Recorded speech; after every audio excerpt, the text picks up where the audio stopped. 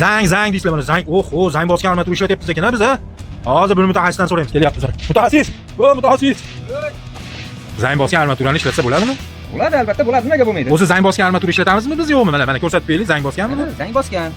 Oho, korroziya bo'lib ketibdi-yu bu armatura. Armatura yog' bo'lsa, betonimiz ushamaydi. Do'stlar, shuni bilmanglar. Endi zanglasa o'ta zang emas bu ham. Bu darajada zang emas. O'shaning uchun yog'i ketgan, yomg'irdan endi jini turadi, hamma armatura ham zanglaydi. Do'stlar, bilmasalar, ko'rmalarga jo'natinglar. Mana zanglagan yo'q emas, zanglayotibdi, hammaniki zanglaydi. Lekin u darajada emas. Tursa bo'laveradi. Ko'p negativchilar, zanglasa bo'lmaydi, ushamaydi deyapti. Do'stlar, bilmaganlar hammasi kommentariyaga kirsalaring, hammasi yoziladi, ko'rasizlar. Iloji boricha ko'proq like bosinglar do'stlar. Mana mutaxassisimiz ham zang mavzusida shingil gapirib qo'ydilar. Bu zang emas. Bu yangi armatura namgarchilikdan, yog'ingarchilikdan qolganda, u umumiy o'zi kislorod havo yuzasiga chiqqandan keyin yog'langan armatura albatta korroziyniy qoplama paydo bo'ladi. Bu ilojsiz bo'ladigan narsa bu. Chunki ustki qatlamdagi yog' qurib borgan sari u оболочка yo'qolib boradi. Оболочка yo'qolgandan keyin avtomatik ustida sariq qoplama paydo bo'ladi. U zang emas u. To'g'rimi?